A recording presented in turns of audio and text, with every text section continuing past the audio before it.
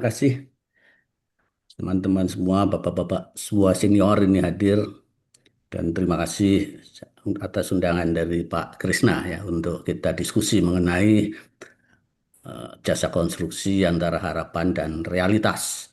Jadi sebenarnya saya lebih bisa mengatakan tadi sudah dipaparkan semua. Saya hanya mungkin menambahkan saja beberapa hal yang mungkin lebih kepada berdasarkan apa yang saya alami gitu ya, di mengurus lembaga pengembangan jasa konstruksi ini selama 5 tahun terakhir. Oke, lanjut.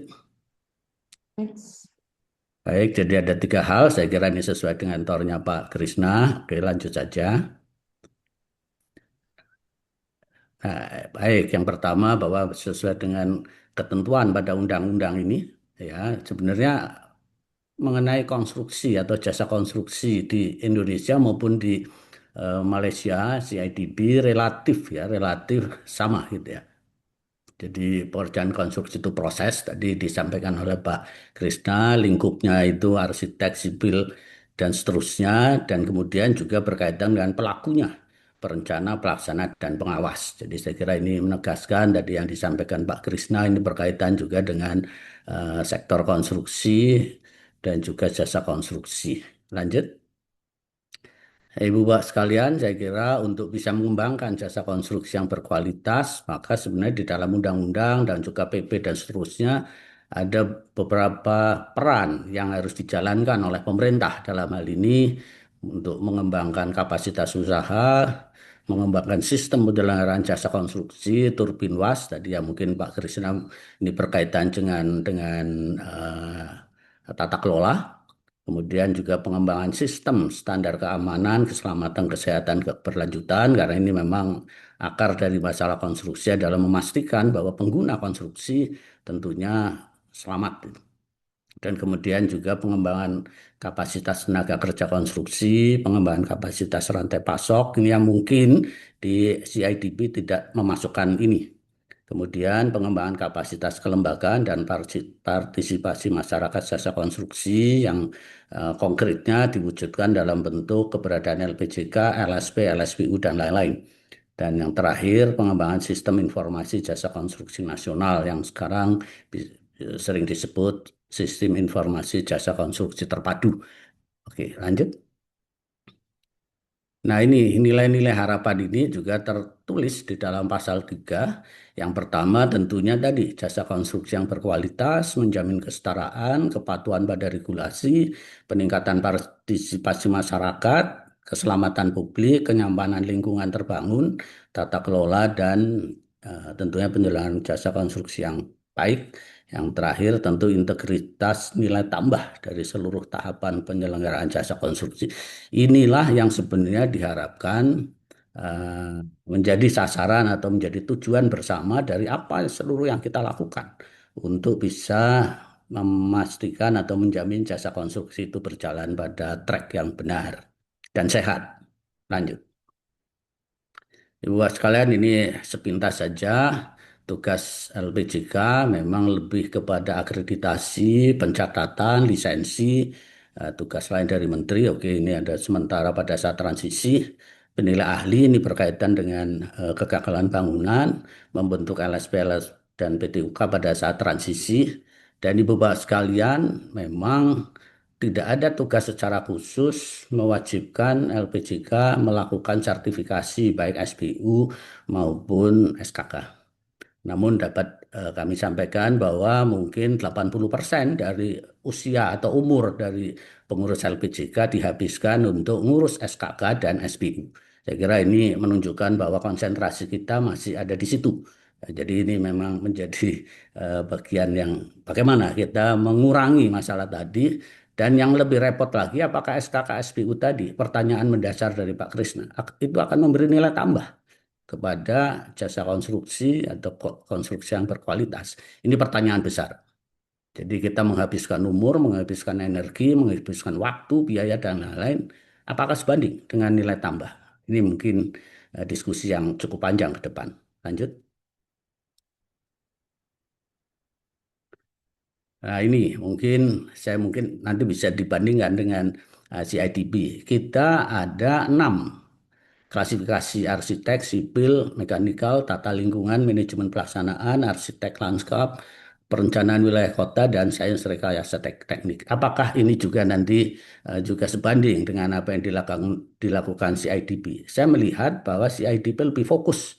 Tadi mungkin bisa dieksplor lebih lanjut. 6 kualifikasi yang sangat menentukan sebenarnya berkaitan dengan eh, keselamatan dan juga kualitas konstruksi. Nah, ini saya kira ini nanti bisa menjadi diskusi juga. Apakah memang sebanyak ini harus kita perlukan atau mungkin bisa direduksi ya sesuai dengan kebutuhan. Apakah semua ini juga harus diwujudkan? Oh, lanjut saja, lanjut. Nah, atas dasar ini ya klasifikasi tadi 6 lanjut saja.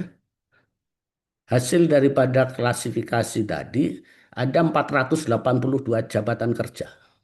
Luar biasa. Sehingga kembali pertanyaan, apakah memang 482 ini memang diperlukan? Dan faktanya 482 ini menimbulkan kebingungan. Padahal ini sudah direvisi dari di atas 500. Ya, jadi sudah direvisi.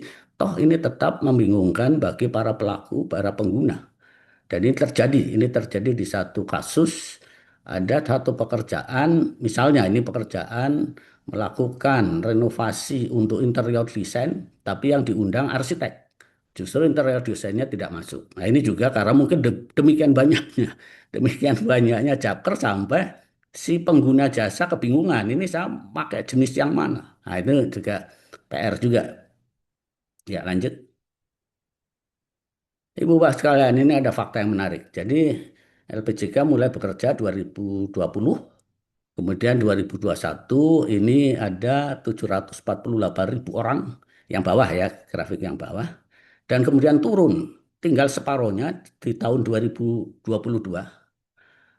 relatif stabil, baru naik lagi per akhir November menjadi 551. Artinya ini dibandingkan dengan tahun 2021 masih belum sama. Nah, ini pertanyaannya. Apakah memang 551 ribu tadi cukup? Apakah 551 ribu tadi kuantitas tadi memenuhi untuk yang sesuai dengan kebutuhan jasa konstruksi? Itu juga pertanyaan. Karena komplain masih cukup banyak yang kami terima antara yang terjadi ketidaksesuaian antara kompetensi dengan kebutuhan lapangan. Lanjut. Demikian juga untuk badan usaha. Jadi 2021 ada 151 ribu badan usaha tercatat, turun menjadi 94 ribu, di 2022 turun lagi menjadi 78, tahun 2023 sekarang naik lagi 2025 akhir menjadi 97 ribu. Ini juga eh, sama, artinya belum sama dengan 2021. Pertanyaannya, apakah 97 ribu badan usaha yang 80% atau 85% tadi itu badan usaha kecil, itu sudah cukup untuk memenuhi kebutuhan? Nah, ini Pak Krisna dan teman-teman saya kira bisa melakukan survei lebih lanjut. Lanjut. Nah inilah apa yang dilakukan ya oleh LPJK sekarang ini ada 100 LSP ya yang terlisensi, ada 24 LSPU.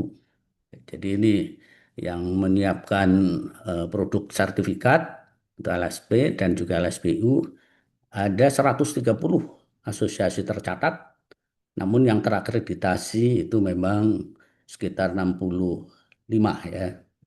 Kemudian pencatatan TKK ini memang ada 551 yang mencatatkan tenaga kerjanya. Kemudian juga pencatatan BPJK, oke ini jumlahnya ya 97 ribu tadi sudah disampaikan. Oke, asosiasi ada 52 asosiasi yang terakreditasi dari 130 yang tercatat. Dan kemudian ada LPPK 313, ini sebagian besar ini adalah dari SMK. Kemudian ada pencatatan pengalaman simpan. Nah, ini Bapak sekalian. Pencatatan simpan ini mestinya ke depan bisa dimanfaatkan untuk menjadi bagian menilai track record dari seseorang. Dia ahlinya di mana. Nah, ini mungkin kalau ini bisa digunakan dengan maksimal, saya kira ini juga bisa menjadi salah satu solusi Namun demikian, Ibu Bapak sekalian, kita paham bahwa simpan ini juga eh, baru membuka tabir bahwa selama ini banyak pengalaman-pengalaman yang tidak pernah dipahami atau tidak pernah dilakukan oleh orang yang bersangkutan. Jadi banyak pengalaman yang orangnya baru kaget, kok pengalaman saya ada di situ. Nah, ini juga fakta-fakta yang mungkin banyak ditemukan. Kemudian pencatatan penilai ahli ada 382. Ya memang kami berharap 382 penilai ahli tidak selalu harus bekerja, karena itu artinya banyak kegagalan bangunan. Lanjut. Baik, ini sertifikat yang diproduksi. Jadi untuk eh, ada 342.000 sertifikat untuk tadi kualifikasi besar menengah kecil dan kemudian ada 97.000 badan usaha. Oke, lanjut. Nah, isu regulasi dan institusi ini, Ibu Bapak sekalian, ini tadi sudah disampaikan oleh Pak Krisna dan juga teman-teman. Regulasi kita cukup banyak. Ini mungkin di luar ini masih banyak lagi yang mungkin tidak tercatat. Tapi inilah yang selama ini memang memberikan kontribusi yang berkaitan dengan jasa konstruksi. Yang pertama tentu Undang-Undang Jasa Konstruksi, Keinsinyuran, dan Arsitek. Ada satu hal yang barangkali menjadi pemikiran, kenapa pengaturan tenaga ahli tadi menjadi tumpang tindih antara keinsinyur dan arsitek.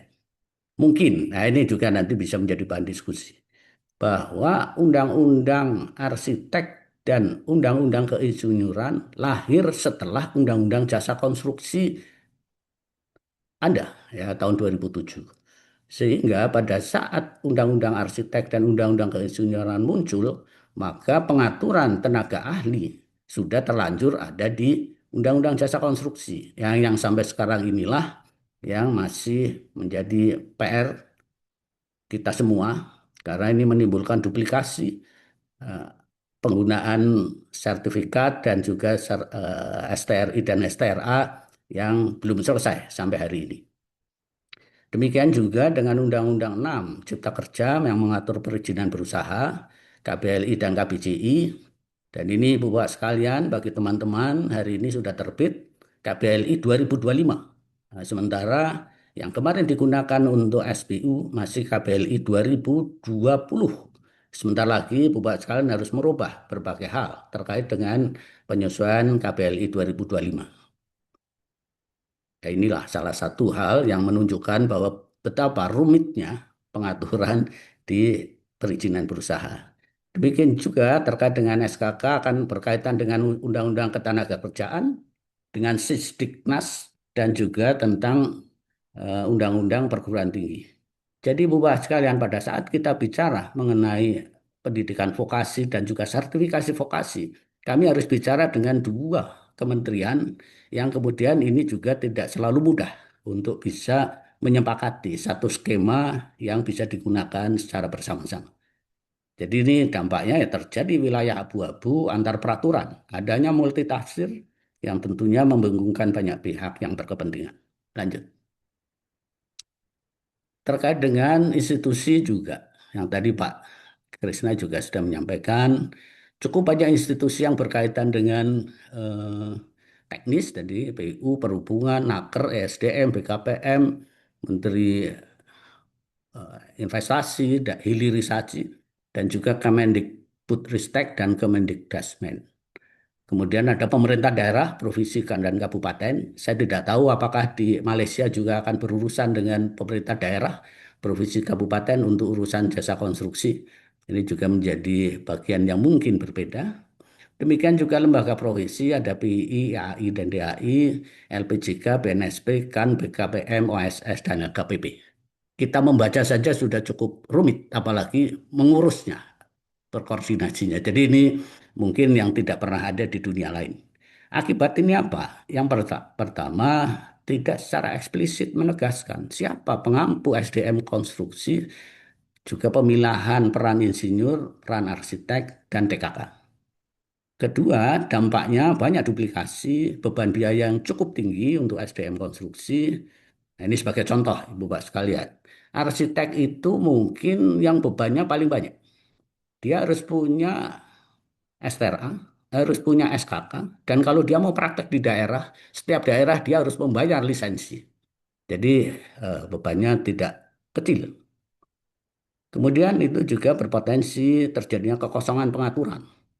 Ya termasuk kasus kegagalan bangunan Ponpes tadi di Jawa Timur itu menunjukkan bahwa sekalipun lembaganya banyak, aturannya banyak, tapi pada saat kejadian kegagalan bangunan di Ponpes Jawa Timur, semua gagap. Kemudian juga efisiensi dan sinergi pendidikan vokasi konstruksi kita melihat belum optimal, masih banyak penyelenggaranya, tentu ini juga menimbulkan inefisiensi dari sisi biaya. Lanjut. Nah, ini contoh saja. Tadi saya kira Pak Krisa juga sudah memberikan gambaran bagaimana PU dan SDM pada saat dialihkan, sekarang ada satu atau dua jabatan kerja yang kemudian membingungkan bagi dua kementerian, misalnya untuk elektrikal dalam gedung. Ini contoh saja. Ini lanjut saja. Nah, apa yang bisa dilakukan ke depan? Yang pertama tentu harmonisasi antara jasa konstruksi, arsitek, undang-undang keinsinyuran, Kemenaker, dan undang-undang pendidikan.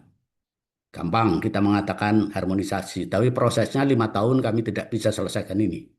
Kemudian institusi berkaitan dengan pola koordinasi, penataan fungsi, kewenangan yang tadi mungkin disebut struktur tata kelola yang oleh Pak Krisna, dan juga bagaimana berkoordinasi lintas lembaga.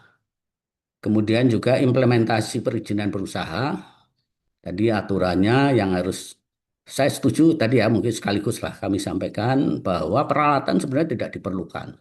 Dan ini sebenarnya dari bina konstruksi pun sebenarnya sudah menuju untuk bisa menghapuskan itu. Cuma ini memang memerlukan perubahan di undang-undang. Ya, jadi akhirnya diberikan satu cara bagaimana peralatan itu bisa direlaksasi sampai hari ini. Kemudian implementasi sertifikasi TKK. Nah, ini juga memerlukan standar kompetensi, sistem pengawasan proses sertifikasi yang tadi disampaikan oleh beberapa teman, karena faktanya mungkin tidak sesuai dengan apa yang diharapkan, prosesnya maupun hasilnya. Kemudian juga termasuk pengawasan LSP dan LPBK. Kemudian pengawasan tertib penyelenggaraan jasa konstruksi, baik pengadaan dan pelaksanaan.